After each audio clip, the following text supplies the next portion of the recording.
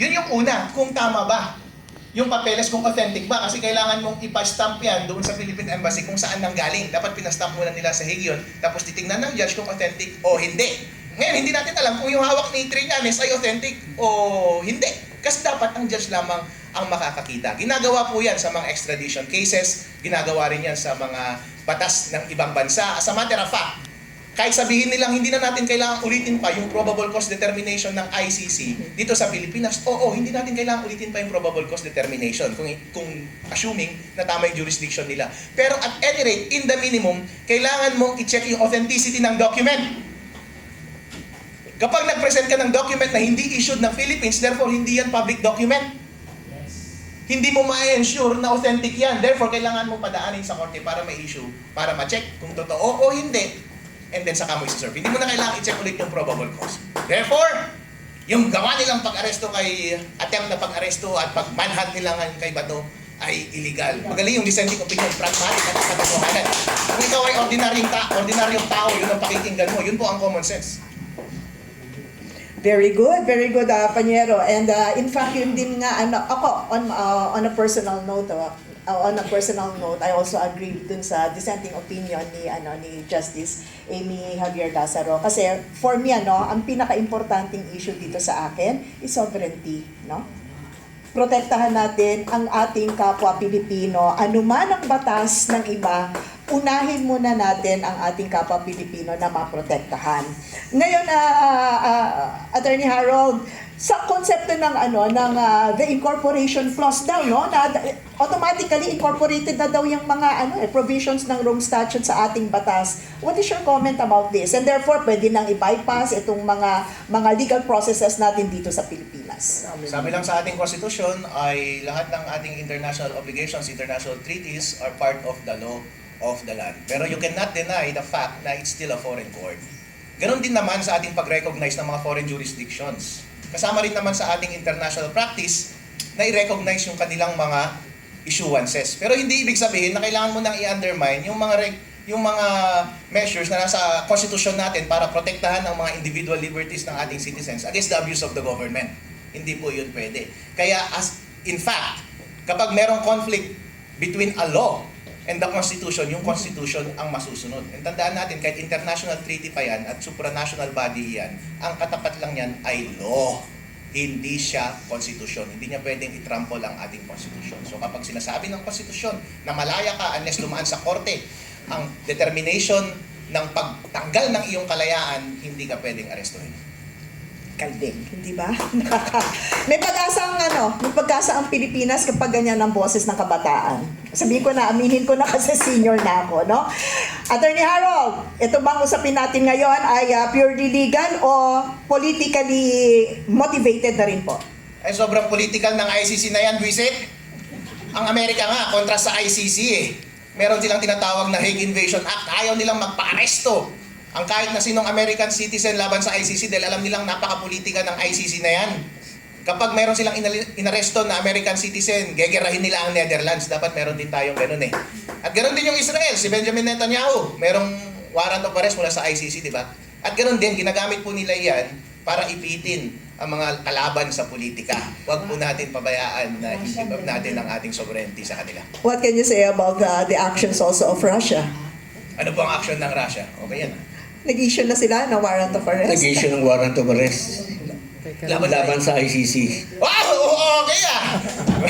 Against one of the prosecutors and I think 18 judges of the ICC. What can you say about it po? Oh, very good. Dahil po ang sovereignty reside with the people.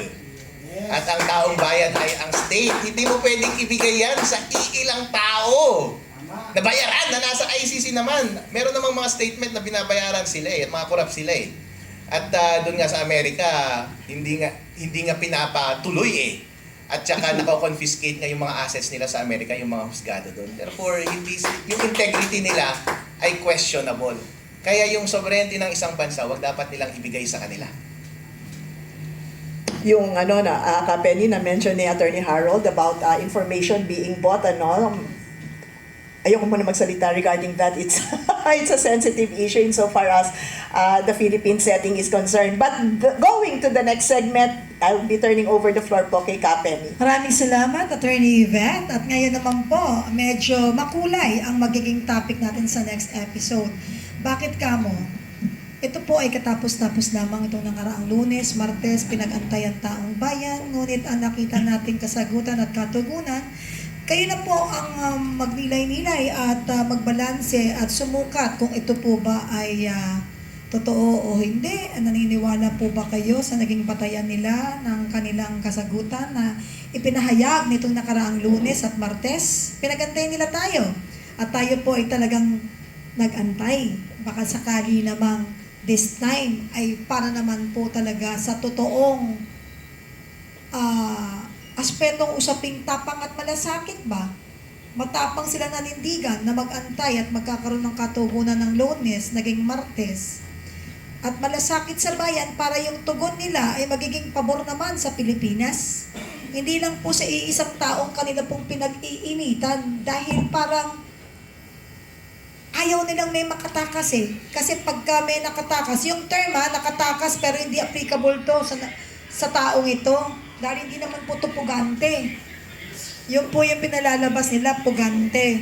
Pero para talagang masusugan ninyo, ang usapin natin ngayong araw with our guest, no, si Attorney Harold and Attorney Garcia, ilalatag ko naman po ang naging desisyon ng Supreme Court. Kasi importante po ito.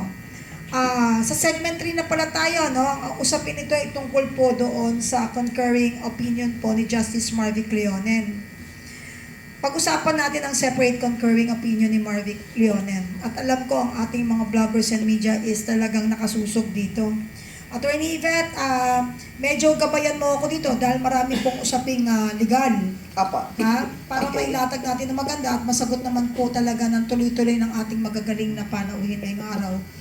Ano po ang pinaka-importanting punto ng kanyang concurrence? Yun po yung tanong ko. Pwede nating ibato muna ang tanong para makapagpahayag. Kaya, syempre, tapos na tayo sa gentle muna. Doon naman tayo sa panggising sa umaga. Dahil ito talaga, pag nagsalita to, wala tong takot, hindi kimi, dahil yun ang totoo. Hindi ito nagbabalagbag na mga fake news at tapang na kuno-kuno lang. Attorney Harold, please, I'll give you the floor. Opo. Ano po yung pinaka-importanting punto ng kanyang concurrence? Yung sinabi niya na right in esse, ang default natin ay maging malaya tayo. Meron tayong freedom of liberty. Kasi po, ang sinasabi ng main opinion, wala kang default right of liberty kapag in question pa yung validity ng ICC warrant. Pero sabi ni Justice Leonen, hindi, mali, majority. Meron siyang default right of liberty. Kaso nga lang, yung second element ng TRO, sabi niya, na dapat merong about na gawing illegal yung gobyerno bago mo i-issue yun, hindi rin natin sure yun, sabi niya. Kasi nga, precisely dahil hindi pa na-decide yung question ng validity ng ICC warrant. Doon siya, nanghina siya doon. Medyo mahina yung decision na yun. Kasi hindi siya practical at hindi pragmatic.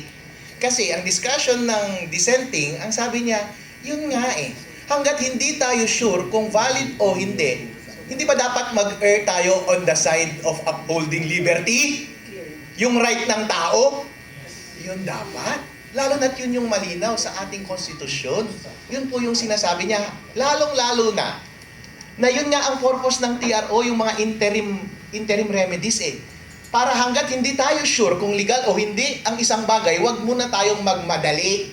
Wag muna nating sirain ang kalagayan ng bawat isa. Kaya dapat ibalik muna natin sa status quo. Hindi bali kapag nag-decide naman kami, malinaw naman ang sagot So instead, na mag-declare kayo na i-deny ninyo yung TRO, Supreme Court, dapat ang gawin ninyo ay bilisan nyo na lang mag-decide sa main case. Para hindi in limbo yung question ng freedom ni Senator Bato. At ngayon sasabihin ninyo, kapag na-aresto ka, mag-habeas corpus ka na lang. Wala na pinadala nyo na sa mga loko-lokong mga nasa gobyerno natin Kumbaga, kung magiging complicit ang Supreme Court kapag ganun ang nangyari, dahil tinakpan niya ang kanyang mata sa katotohanan on the ground. Dahil ang katotohanan on the ground po malinaw ang plano ng gobyerno.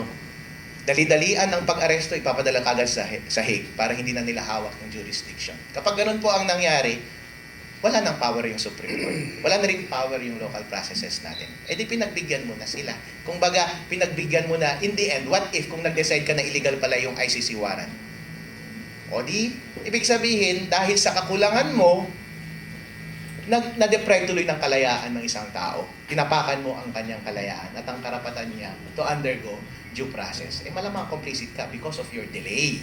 Kaya yung sinasabi ng taong bayan na hindi na sila satisfied sa performance ng Supreme Court, sa performance ng legislature dahil kasapwat sila sa pagnanakaw, sa performance ng executive dahil sila yung pasimulan ng pagnanakaw, hindi natin po sila masisisi kung meron silang hinihiling na letter R.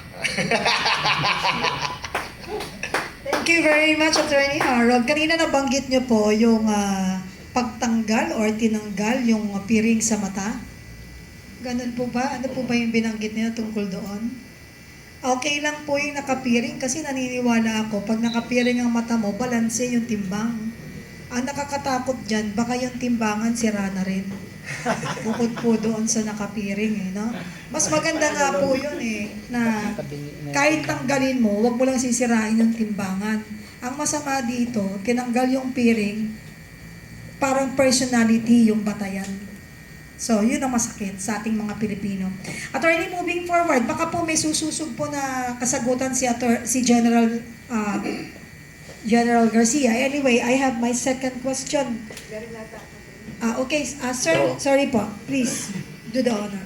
Yun na nga yung pinapaliwanag ko kanina na ang sabi ni Justice Leonen is hindi kami pwedeng...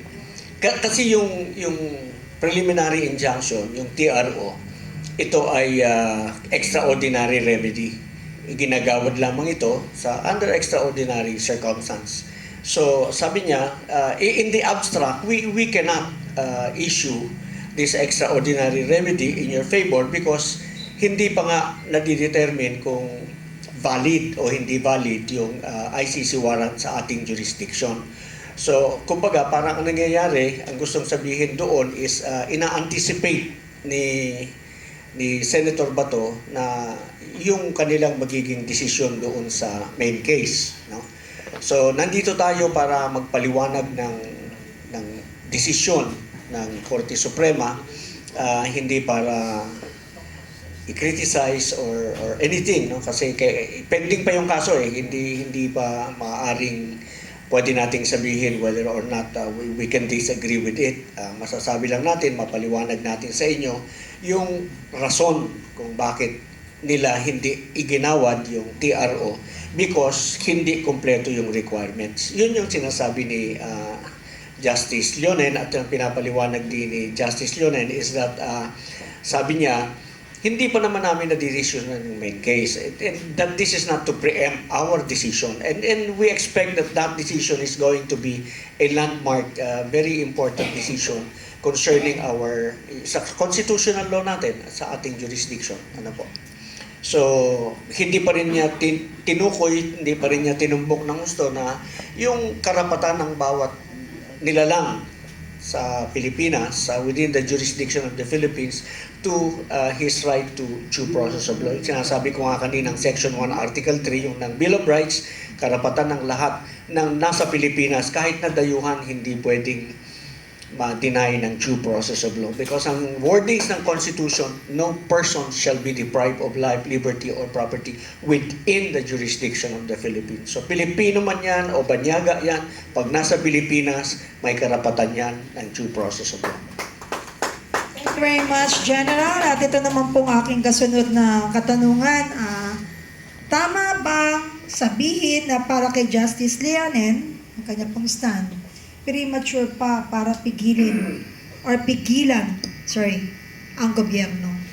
Attorney, yes, Attorney, ang konteksto nito is premature pa daw para pigilan ng gobyerno na arestuhin si Senator Bato. Yes, yan po ang mas malinaw na paglalatag. Attorney Respicio, please. Sinabi po niya na huwag arestuhin si Senator Bato. Or premature pa na Premature. Premature. Sinabi niyang premature na aresto yun si Senator Bato? On the context po na that courts generally do not issue injunctions to restrain criminal prosecution or arrest before it occurs except in narrow, well-defined circumstances. Kasi po, ang nababasa Paano ko kaya sa... natin pwedeng mas ipaliwanag itong statement na ito? Ang nababasa ko po sa kanyang desisyon, ang sinasabi niya na premise ay baliwala naman na yan kasi sinabi naman na ni BBM na hindi siya aarestuhin eh. At hindi nga na-serve yung warrant at nakatakas nga siya eh. Therefore, walang imminent na mababiolate yung kanyang kalayaan. Yun ang sinasabi niya. Kaya naging syntactical siya. He argued by syntax. Kasi sabi niya, ang requirement ng TRO dapat merong unlawful violation of a clear and unmistakable right. Imminent unlawful violation. Pero since hindi naman na nila na-serve at hindi nila isi-serve, sinabi ng Philippines na hindi isi-serve, therefore, walang imminent violation. Yun yung presumption niya, yun yung assumption niya. Pero hindi niya tinignan kung paano mag-operate itong sila Matibag. Nakaloko-loko, hindi niya alam na once na inisyu niya yung denial ng TRO, automatic arresto na yan. Precisely, hinihintay ka nga eh. Bago sila umandar eh. Yun yung hindi niya binasa. Umiwas siya sa ganong desisyon. Yun ang magandang ginawa ng dissenting opinion na si Justice Javier. Kasi tinignan niya yung long-term effects, middle-term and long-term effects. Hindi natin pwedeng mag-argue ng syntactics lang dito. Ang tignan natin yung fundamental right ng tao. Tignan natin yung options available sa atin. Kapag in-uphold ba natin or dineny natin, anong magiging consequence? Ito ba yung consequence na gusto natin? Ang gusto ng majority at sabi ni Leonen, okay na merong karapatan yung tao.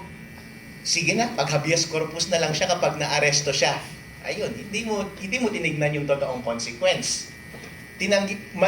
Malinaw na umiwas ka sa katotohanan. Dahil ang katotohanan is aarestuin siya kaagad-agad. At yun yung tinignan at kinonsidera ni dissenting opinion Justice Javier. Kasi once inaresto mo na yan at binigay mo sa Hague, wala na tayong pagkakataon pa para ma-resolve yung question kung valid o hindi yung warrant ng ICC. Kasi magiging moot and academic. Yan ang katotohanan. Yun po ang fundamental role ng ating Supreme Court, pangatlong branch ng government, judiciary, para kapag hindi sure yung ginagawa ng executive or legislative versus sa kanyang mga citizen, masasagot natin kaagad para hindi ma-violate ang ating karapatan. Pero kung delay ka ng delay, at sasabihin mo, o sige, arestuhin mo muna, di bale. Meron naman siyang habeas corpus. Pag na-aresto siya, alam mo naman, once na-aresto siya, dadalhin siya sa Hague and manenegate na. Mare-rendered nugatory na yung kanyang remedy. It is as good as depriving him that fundamental right. Hindi mo ginawa yung fundamental na trabaho mo bilang pangatlong branch ng gobyerno. Okay. Nakakatakot. Kasi akala nila magtatagumpay ulit sila. And bakit natin ginagamit yung term na tumakas? Hindi naman pa siya proven na pugante. Wala pa nga, wala siyang ginawang napatunayan na. Kapenny, gusto ko rin sana hingian ng opinion si General Garcia, no? Kasi nasabi rin po kasi sa decision ni Justice Leonen, no? Sabi niya po that this opinion, yung kanyang opinion, no, cautions against using provisional remedies to preempt law enforcement or confer immunity in advance. So dalawang panig, no? Anong sinasabi niya? Kailangan magdahan-dahan tayo mag-issue nitong TRO, injunction, status quo sa usapin dito, no, sa ICC warrant of arrest kasi ayaw natin na pangunahan yung trabaho ng paghuhuli sa kanya versus naman dun sa pagbibigay in advance, no, ng proteksyon naman dun sa isang hinahanap naman ng isang international court. So being the older counsel right now, General, may we ask for your wisdom on this pronouncement of Justice Leonen. Dalawang side ho ang prinisinta niya. Oo, dahil pinapaliwanag ng ni Justice Leonen, no? Ni Senior Associate Justice Leonen, na ito ang preliminary injunction is an extraordinary remedy. Kailangan ma-comply mo yung 4 na requirements na sinasabi na kailangan maipakita mo ng maliwanag para ipahintulot ng hukuman yung pigilan yung karapatan ng executive na ipatupad yung batas. At sinasabi niya na hindi maaaring, kumbaga, words ko na to, at your women caprice, mapipigilan natin yung wills of justice para